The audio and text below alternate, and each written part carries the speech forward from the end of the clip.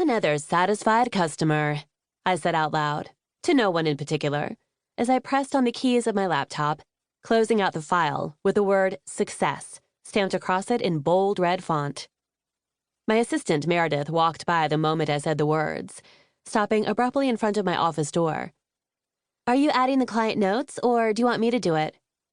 I looked up at her, smiling. I got it. They're already done.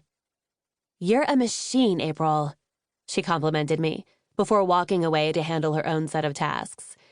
Her words made me laugh softly, even though they were true. I was a freaking machine. And not only because I was the best damn matchmaker in Manhattan, but also because I absolutely loved my job. There was nothing more satisfying to me than helping two people find love in this insane city. It seemed like it should be pretty simple, with everyone always hustling and bustling around outdoors the way that we did here. But it wasn't. Finding someone to screw was easy. Finding someone to build a life with was hard. There were other matchmakers in the city, of course, but no one had the record that we did. Our office was so good that we didn't even have to advertise. Everyone who came to us did so through word of mouth. I'd learned early on that when you did a good job for people and actually cared about the end result versus the money they paid you, it showed. And it was valued.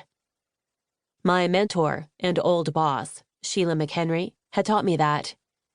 She owned the company before I took over, training me in all of her ways while she groomed me, so to speak. And while she'd built up a reputation for being the best, I carried on the tradition, surpassing the old record of matched couples and new signups. Apparently, people were growing tired of online dating, claiming that all the same individuals were on every app. They wanted hands-on help, something different that proved to work, and that was where I came in. April, don't forget we have that Bachelor auction later. Meredith appeared in front of my office door, her ponytail swishing behind her shoulders as I blew out a long, annoyed breath. I didn't do things like Bachelor auctions. It wasn't my forte.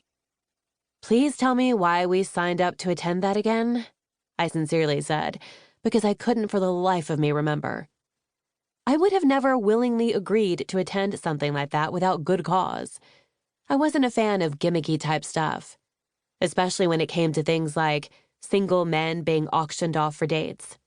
It was supposed to be sexy and alluring, but I found it weird and off-putting, even if it was usually for a charitable cause.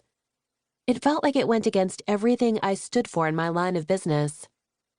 I took dating and love a little too seriously to be able to enjoy an auction for what it was supposed to be, a fun night with a bunch of hot available guys who were ready and willing.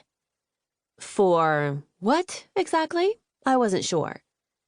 I'd heard rumors about what happened between the auctioned off and the buyer, but I had no idea what was actually true or not. Meredith shook her head slowly, as if disappointed that I couldn't recall. One, she held up a single finger, because of the charity they chose. They're helping all those missing people, remember? And two, another finger, because Sheila McHenry is the one putting it on. Pressing my lips tightly together, I nodded in remembrance. It was a favor to the one person who had taught me everything I knew about matchmaking. The woman who had told me what was important and what wasn't when it came to finding lasting love for other people.